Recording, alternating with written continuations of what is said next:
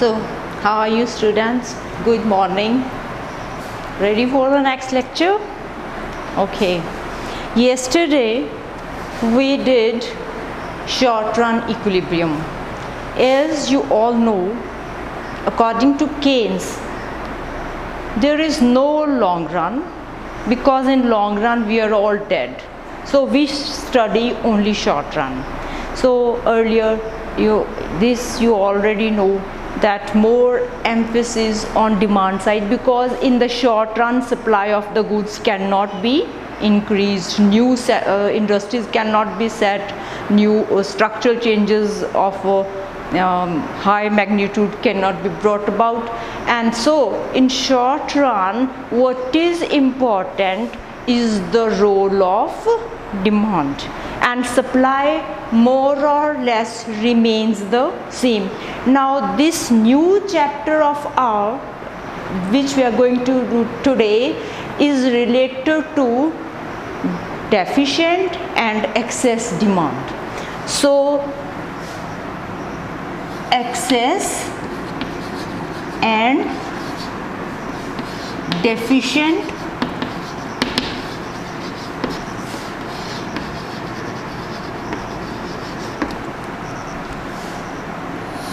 before we proceed to discuss these two concepts, there are certain definitions, concepts which you must be very clear about.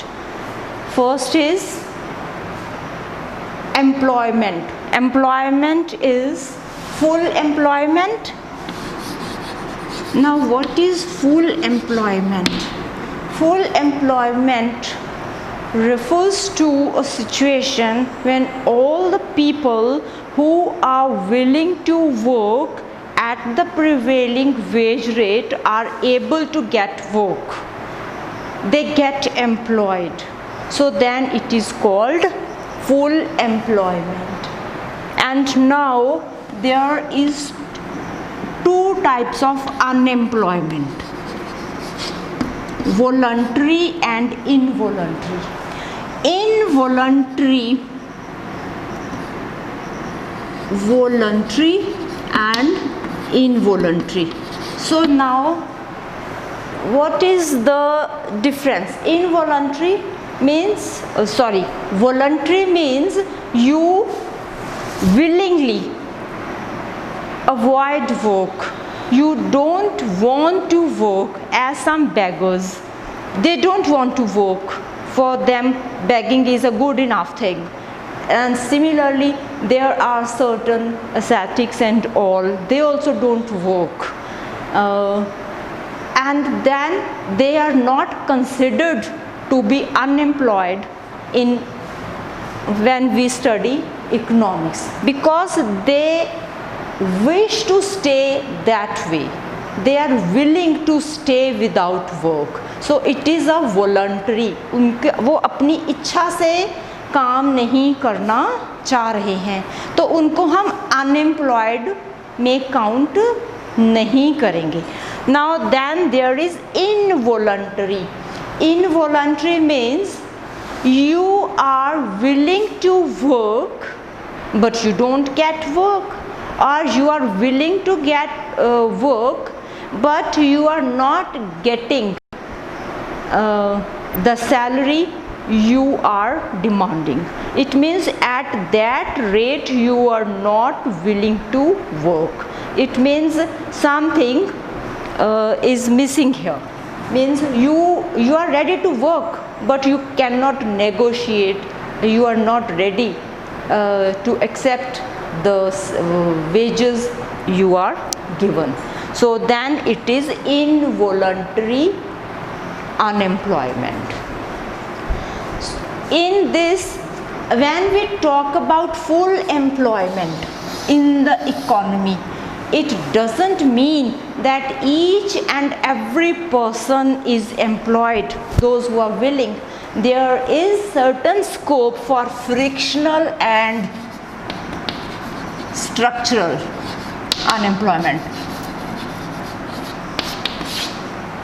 Frictional means we are living in a dynamic economy where changes do take place in demand, in supply, or in the technology, in the style of production, manner of production, and then likewise somewhere the demand may come down, and those things are not demanded anymore. You have to shift to the other industry. This is called frictional. Some adjustments do take place, and in that adjustment periods one may stay without work, but that is a part of the system. So even in case of full employment, there may be and there is frictional and structural unemployment. Structure means when the structure of the economy changes, all these sectors, which sector becomes more important, which becomes less important, in which more production would be taken place, and which is getting more emphasis from the government side or from the demand side, and those when there is some shift in the structural setup of a country, that is called structural unemployment. And now when we talk about deficient demand,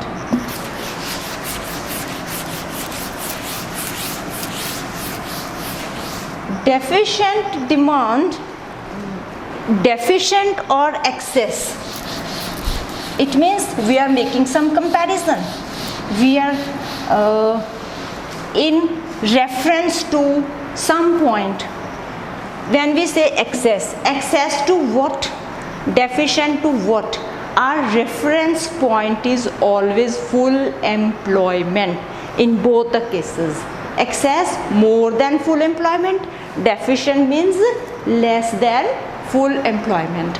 Now when first of all we make a diagram so that you really understand the reference point. So here we take the GDP, here we take aggregate demand.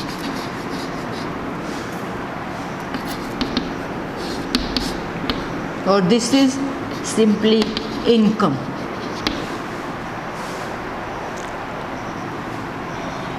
As you know, demand, aggregate demand never starts from here. Some consumption is always there. Its aggregate demand starts higher from this zero. It is always something positive. Supposing, and the line of income is this is your supply line, and this is your, supposing this is the level of full employment, what is called full employment. So if your aggregate demand passes from this, so you have aggregate demand at full employment.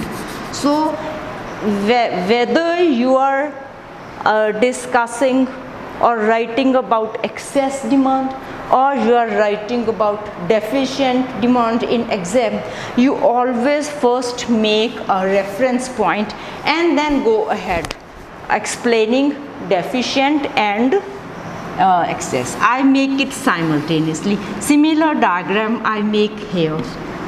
So this is aggregate demand and this is your national income or GDP or anything.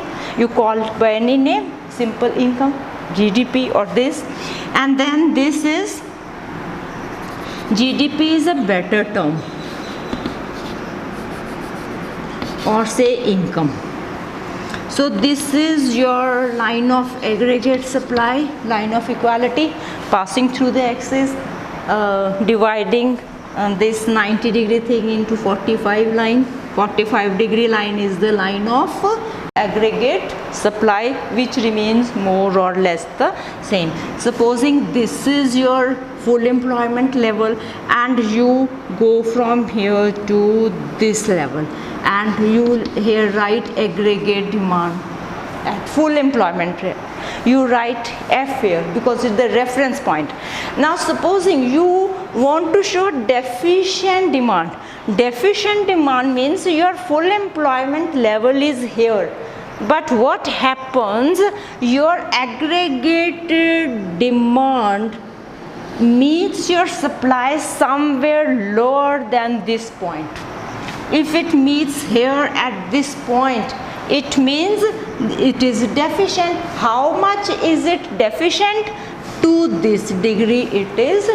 This difference is a deficient, because we are referring to the full employment level, and it is below full employment level. Because it is below full employment level, so it means it is deficient. So it is also known as, this gap is also known as deflationary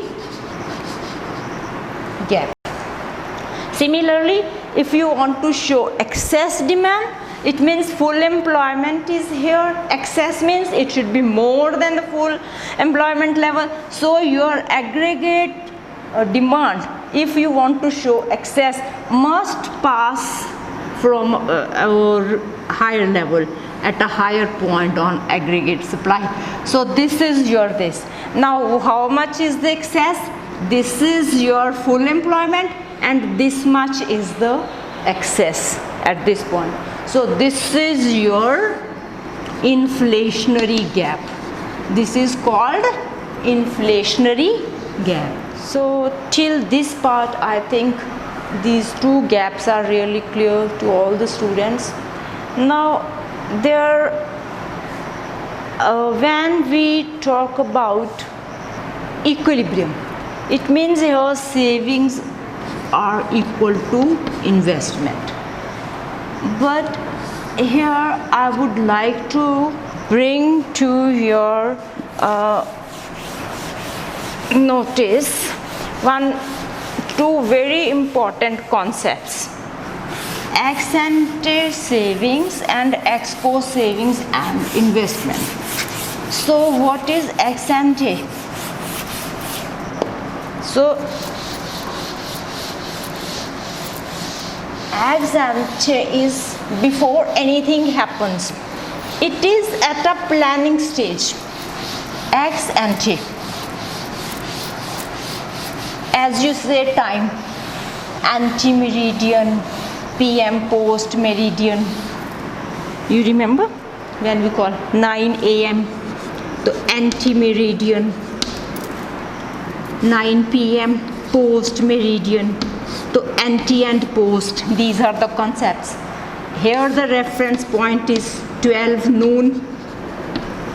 So now the concepts of ex ante savings and ex ante investment. It means it is at a planning stage. Before anything has happened, any production has taken place. So now there are two sets of economic entities: consumers at one part and producers at one part. Now households are the consumers. This is the biggest section which saves money. So people who save money are different, and producers, they are limited in number. Entrepreneurs, they are limited. They take the decision to invest. Now so because this is not the same set of people. Two decisions are coming from two different sets of people.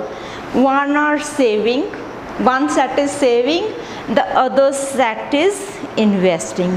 So at a planning stage,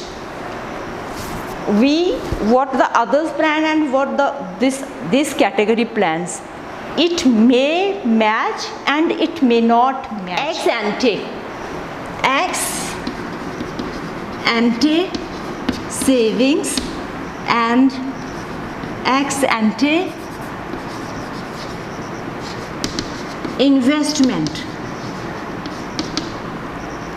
But these are different, maybe more, maybe less, maybe equal, but they do vary. Most probably they do not match. That's why we have deficient and excess demand.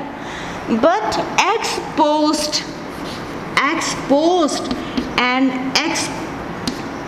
savings and exposed investment, they are by definition equal. ये हमेशा एक दूसरे के बराबर रहेंगी होने के बाद, जब हो गया है तो। लेकिन जो प्लानिंग के ऊपर है, planned invest savings and planned investment, they do very. So this is very very important to note. So now you have understood what is deficient demand and what is excess demand. Now we must know what are the causes behind these two causes of deficient demand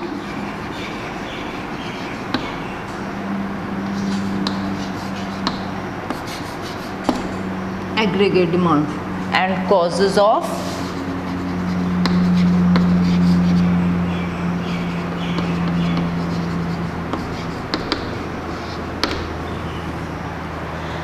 as you all know that our consumption patterns are very very different. Our expectations, future expectations and government policies and all these things influence our consumption. If our consumption and investment decisions are adversely affected by some decisions, we hesitate to consume more, we hesitate to invest further in business, and consequently the demand becomes short of the full employment level. So there may be some bearish activity. So bear is an animal who kills its prey by digging into it. When you are not optimistic, you just imagine or you feel that things are not going to expand, the coming time will be bad times for demand and all. People not going to, if you produce things, people may not demand and they may be lying on the shelves. You may be having a unsold stock, and likewise you won't like to invest. When you don't like to invest, it means some activity, some shrinkage, when you're not very optimistic about the future in expansion and anything in the demand, and so demand becomes deficient.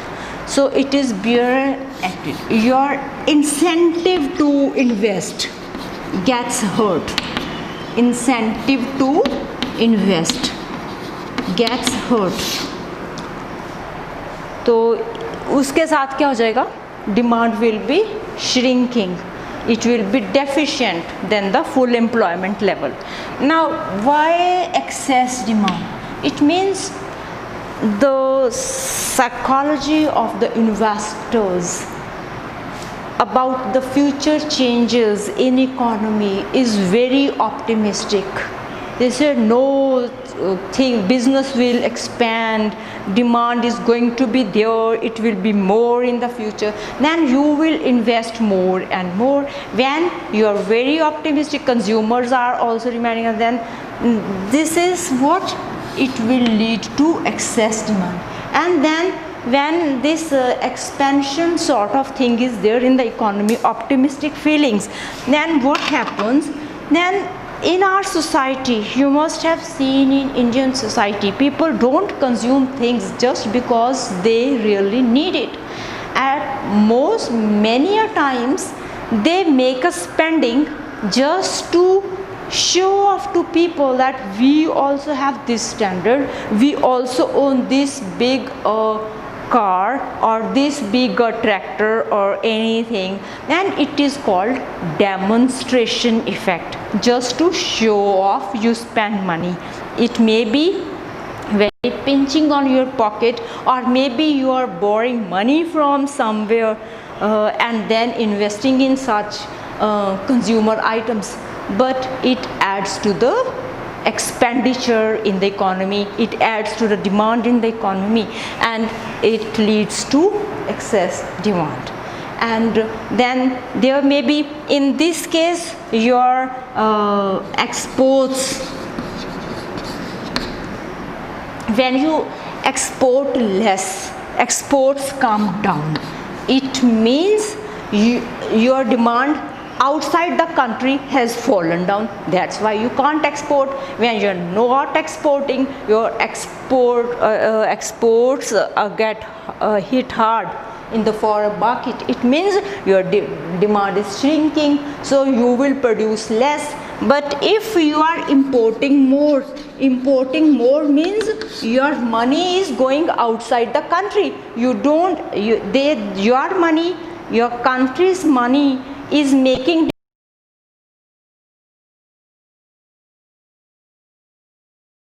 demand outside the country but not inside the country. So here it is making the demand deficient, and opposite is the case in this excess demand. In this case, exports would be on the rise and imports would be falling. We import less from the foreign countries, but we export more. If we export more, it means our things are getting good market outside. We are getting money from there, we are expanding. When you are expanding, it means demand is there, whether inside the country or outside the country. When it is outside the country, it means you are expanding. Expanding means your excess demand is there. Maybe full employment is still there, but still expansion is there. But so this is the case. You understood the causes behind all these two? Okay. After these causes, we must know, or we must inquire, what are the consequences of these two things, deficient demand and excess demand.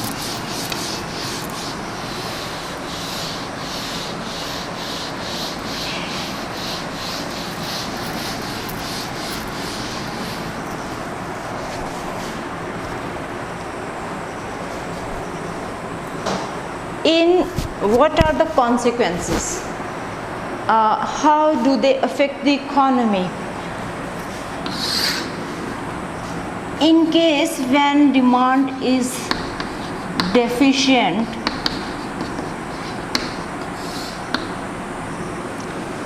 the immediate consequence is unsold stocks.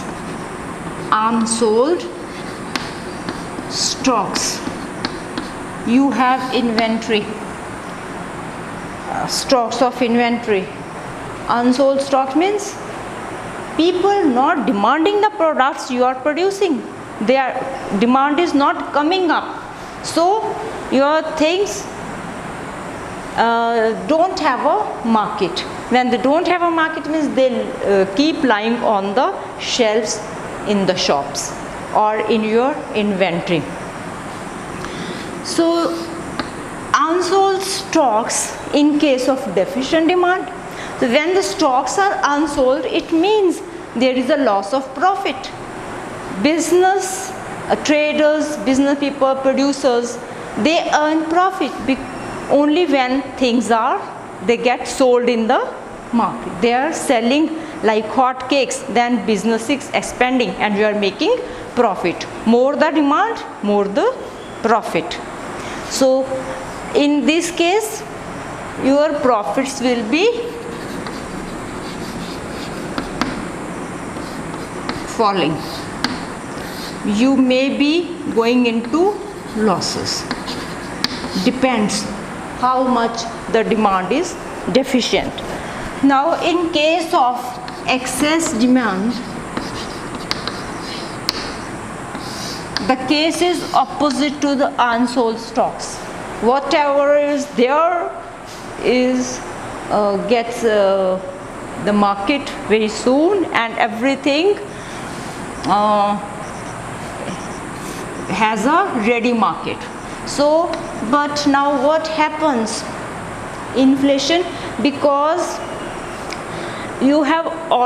economy has already reached the full employment level.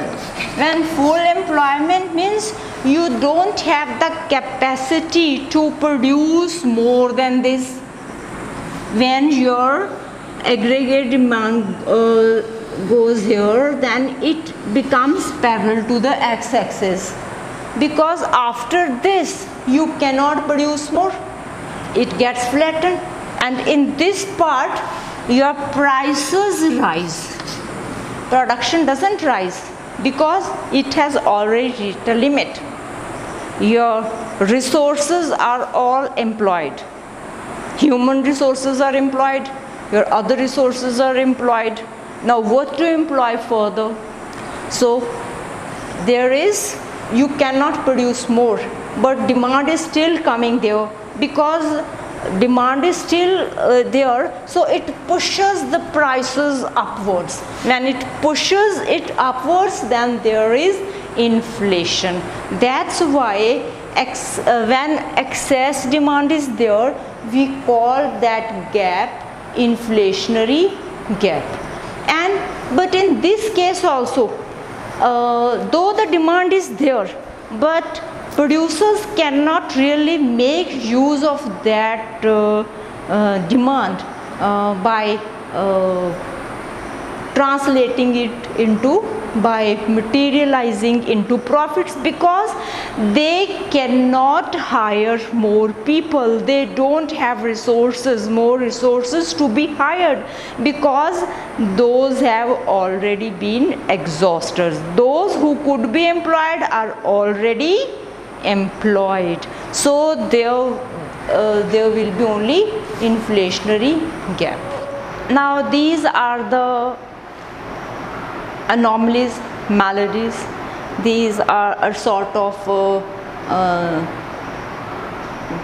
as a disease affects a body, similarly these two things affect our economy. So it must be remedied somehow.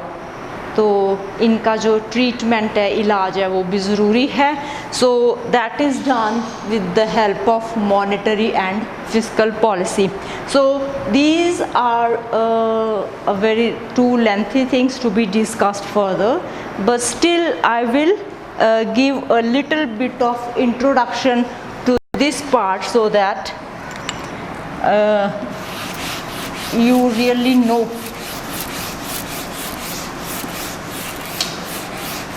what can be done about it. But the threadbare analysis of the different instruments of fiscal and monetary policy, that would be done in our coming lectures.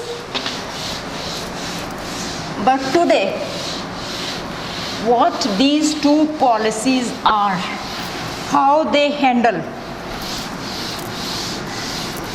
in short, I will discuss with you. So, monetary policy is a policy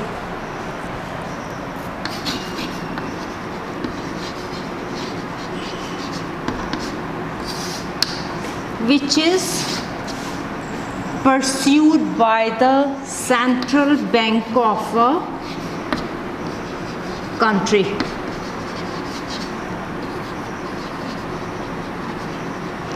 It basically controls credit creation, and for this credit creation there are different instruments like bank rate, repo rate, then cash reserve ratio, statutory liquidity ratio, margin requirements.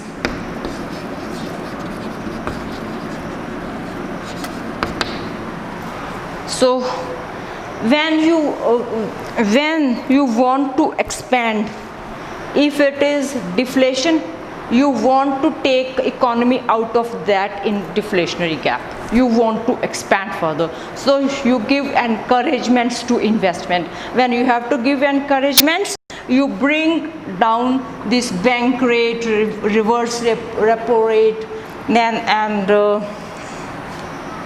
but in this case you lower the margin requirements, but cash reserve ratio you lower it, and then statutory liquidation you also lower it, so that they can have more to offer to the public in case of loans and all.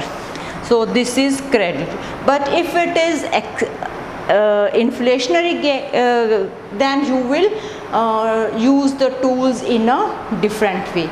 Now then there is one fiscal policy. Fiscal is a word which is technically used for budget. So budget is made not by the central bank but by the government. So government budget कौन बनाता है? Government बनाती है. And in our country, when it comes out, so it is a budget is for the coming year. तो वो पहले से बता देते हैं कब आता है बेटा? On 28th of February आता है बजट के नहीं? So कौन देता है?